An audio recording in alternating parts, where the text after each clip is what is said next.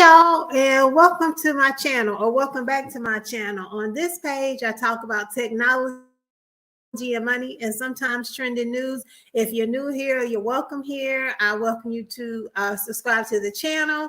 And then if you're returning, welcome back. Please consider liking and sharing the video. Liking and sharing the video does two things. Number one, it helps this content get out into the algorithms. Is you telling the algorithm that you find this information useful, interesting, encouraging. And then number two, it encourages me to continue creating content that you all find interesting. So today is February 1st, 2023. So it is the first day of Black History Month.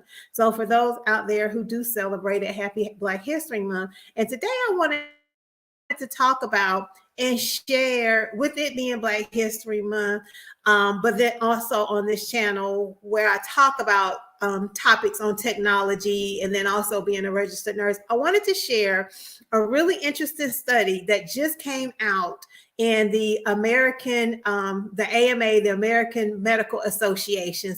So that's, if you're not in healthcare, the American Medical Association is one of the #1 organization for physicians, doctors, and those type of practitioners in the United States. And so a really interesting article just came out in the American Medical Association on the use of artificial intelligence in predicting stroke and stroke risk factors, and the data that is in that study showing the disparities in using these algorithms and machine learning to predict stroke and risk factors is a wide gap between Black Americans and white Americans. And I don't think the study differentiated by gender. But because I do like to follow what is new in artificial intelligence and AI and how it impacts healthcare and healthcare technologies, I definitely want to share this article. So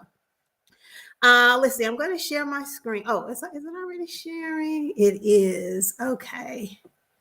So I have just a few things to share. So if you don't know, Duke Health System has a Center for Artificial Intelligence and Health. It's called Duke AI Health. And I'm going to start with the very short clip, this very short article, and then we'll dive a little bit deeper. I don't plan to be before you very long.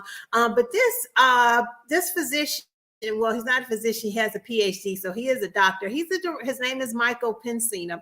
He is the director of Duke AI Health. And then he also works in the Duke University School of Medicine, but he was the lead investigator on this study. And just a very high level overview. So it talks about here where current medical standards for assessing stroke risk perform worse for Black Americans than they do for white Americans, potentially creating a self-perpetuating driver of health inequities. The study that he led, and it was in the Journal of the American Medical Association. And if you don't know, that Journal of the American Medical Association, it is a peer-reviewed journal. And I prefer to read studies and articles in peer-reviewed journals because they typically have a higher level of credibility, whereas you have professionals who are vetting like the articles and the research and looking at the methodologies and things like that. So that the JAMA, or the Journal of American Medical Association, is a peer-reviewed journal. So in this study, they evaluated various existing algorithms and 2 methods of artificial intelligence assessment that are aimed at predicting a person's risk of stroke within the next 10 years. Y'all, this study was I read most of the study, and I looked at their methodology and the outcome and the use of AI to predict stroke in different types of people. And I was flabbergasted. But very high level, it says the study found that all algorithms were worse at stratifying the risk for people who are Black than people who are white, regardless of the person's gender. Okay, so that goes back to gender, because I couldn't remember if they looked at not just race, but also gender. And they did, but there was no so it wasn't statistically significant between genders. So the implications are at the individual and population levels, people at high risk of stroke might not receive treatment, and those at low or no risk are unnecessarily treated. So before I go a little bit deeper into the data, some of the data from the study, I wanted to just talk about, for those who are not familiar, a little bit about stroke. If you're not familiar with like the risk factors and who is at greater risk, et cetera. So nearly 30% of Black Americans have high levels of LDL cholesterol. So that's the bad cholesterol. So, you know, you have the high, you have the HDLs and the LDLs. The LDL cholesterol are the ones that you do not want. And then also African Americans, and again, it's Black History Month, y'all, why I feel like the data from this study is so important, and it's just a good reminder for us, for ourselves, our families, and our communities to do the things that we can for preventative health care. So who is at higher risk for stroke? If you're 55 or older, African American, men have a higher risk of stroke. If you have a family history of like heart attacks, or a family history of stroke, smokers, alcoholism, and then there's some other risk factors such as like activity level, and things like that, the type of food that you eat. So I just wanted to share that. And then also those who may have other comorbidities or other chronic diseases like diabetes or heart disease, or have like, you may have heard people say things like mini strokes. If people have a history of mini strokes, that makes people have a higher risk. So I just wanted to share that a little bit before I get into that, just to give some background. Now, there are a couple of articles out there about the study since it came out. So I won't, there was a deeper article in Futurity website, but I won't do that one. But what I will share is the deeper article that Duke Health released. And also, this is the lead researcher. This video is only 2 minutes. So I'll play it in its entirety, and hopefully you all can hear it. I'll just play a little bit. If you're watching, if you can hear the sound, if you can put a 5 in the chat, just so I'll know that the audio is playing. Stroke is the 5th leading cause of death in the United States. Can y'all hear that? Okay. Hopefully you can hear that. Okay. So I'll go back and play it from the very beginning. All right. Again, it's only 2 minutes. Stroke is the 5th leading cause of death in the United States.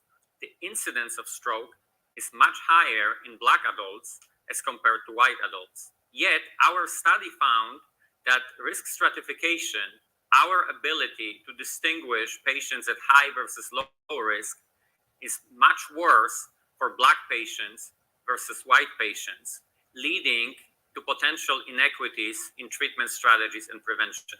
That means that those at the highest risk may not receive the treatments necessary, and those at the lower risk might be overtreated.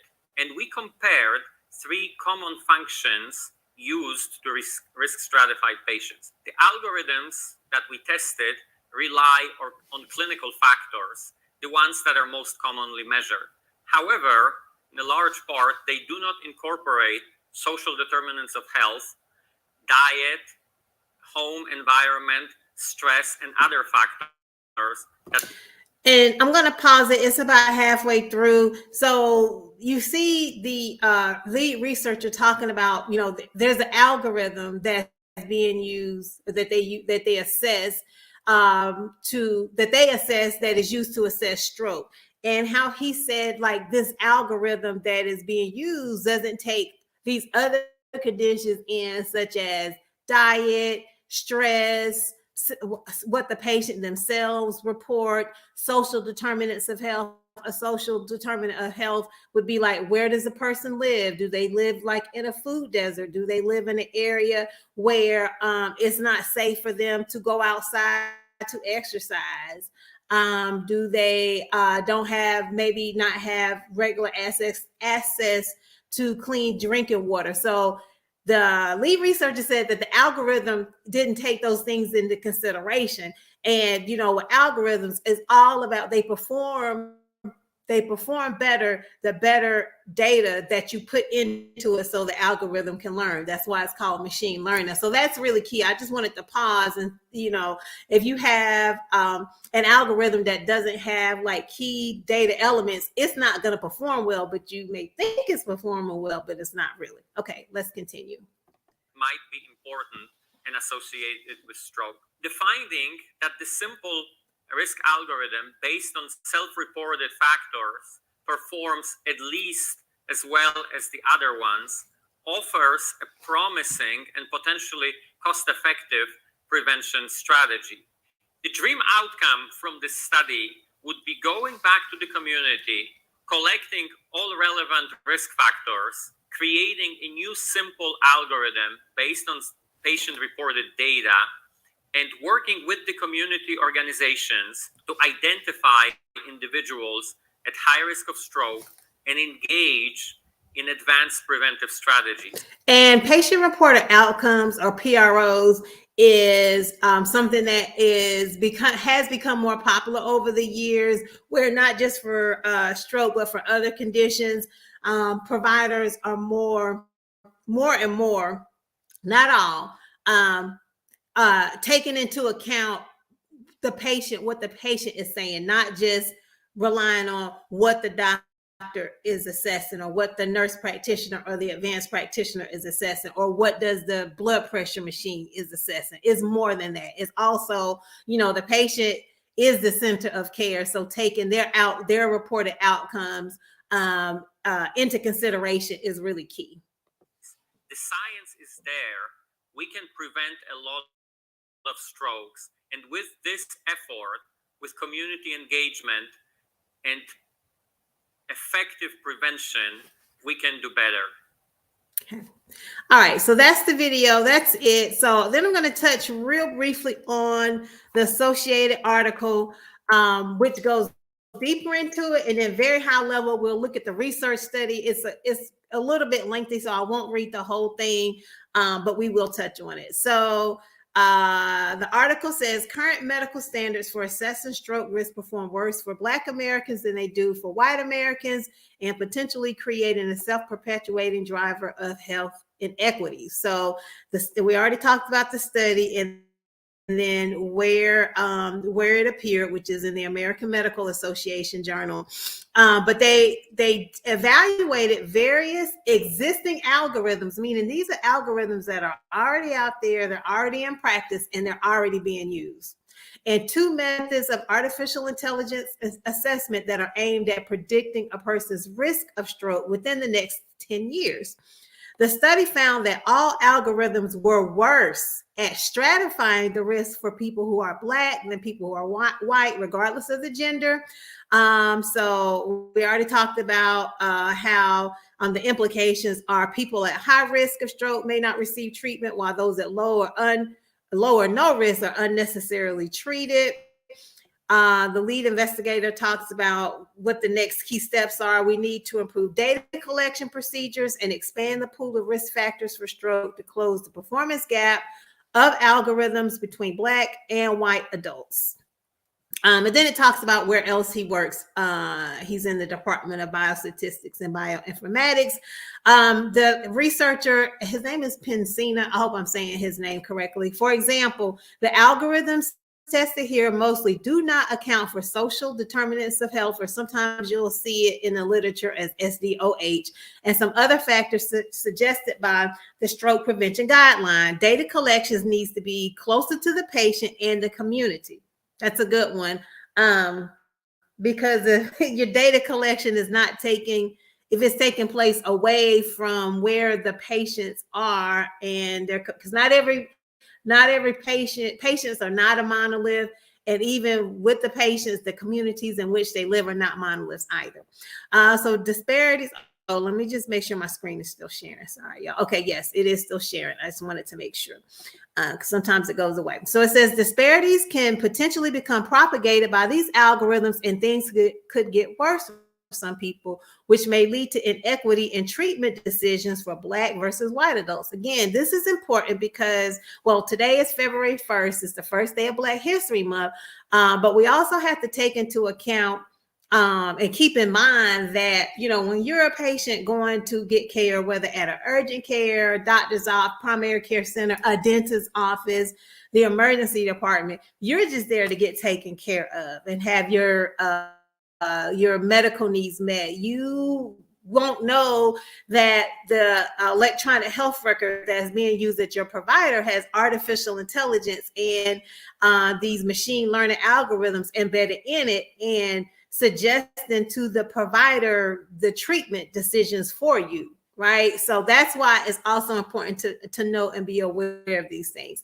Okay, so going on, so the study specifically looked at something called risk ordering, which provides perspective on how likely someone is to experience stroke compared to others, an important concept used to allocate limited medical resources. So you think about medical resources such as pharmaceuticals.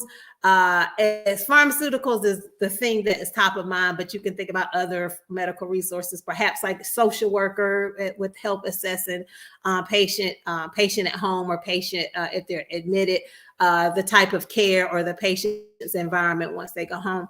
The study also found that a simple method using answers to patient questions was the most accurate on a population level, and that sophisticated machine learning methodologies failed to improve performance. So this is really key, this next quote and what they found in the study. So while advanced AI techniques have been touted as the most promising path for better algorithms, our results indicate that for simpler types of data, like the ones used in our study, complex math does not help. The better accuracy of simpler algorithms based on self-reported risk factors. So self-reported risk factors are the same thing as the patient-reported outcomes, or what's known as PROs, where the patient is telling the provider what their outcomes are or what their risk factors are. It's involving the patient and focusing on the patient versus the provider. So based on self-reported risk factors, suggest a promising and potentially cost-effective avenue for preventative methods. And then it goes on to say where the funding came from. And it looks like they have their approval numbers from their grants and things like that. And who participated in the study. This is the study in the American Medical Association. Again, it's quite long. I will not read it. But their research question was, how does performance of existing and newly developed machine learning stroke-specific algorithms, AI, compare with that of atherosclerotic cardiovascular disease-focused pooled cohort equations for predicting new onset stroke across Black, white, race, sex, and age subgroups? And then they go on to talk about the findings. Now, I don't know if you all read medical journals or peer-reviewed journals. I typically start at the key points. I look at the abstract. I'll look at the methodology, and then I always like to see what the limitations are, because you don't just want to depend on, what was good about the study, right? Like what was discriminatory about it, what were the limitations, and then they do discuss their limitations, where, like almost like not weak, another way to say weaknesses, and then their conclusion. So in closing, y'all, again, this is the article from Futurity. Algorithms and machine learning and AI by itself is not as efficient as AI with the provider. But even with that, not just 100%, depending on, if I'm the provider, dependent on and trusting in the algorithm, without understanding what are the limitations within that AI. And that's it, y'all. I did want to share this. It's some really interesting, if you're into reading these type of peer-reviewed journals and this type of content, I really encourage you to out. I'll be sure to leave links to everything. Happy Black History Month to those who celebrate it. And let's talk really briefly about prevention for stroke. Since we're talking about stroke, right? And it is Black History Month. And, you know, we see there is a limitation there, a limitation here for within using these algorithms, which are already existing. That's what the study talked about. That's what they researched, right? They said, you know, these algorithms are out there and they're being used to do risk stratifications for patients, is being used to help the provider decide on treatment for patients, and it's not performing well for patients. So what are some things that we can do as consumers for ourselves, knowing that, you know, there are limitations to the AI that is out there, right? And for like medical care, what can we do in terms of prevention? Reducing sodium, reducing your salt intake. And trust me, I love salt.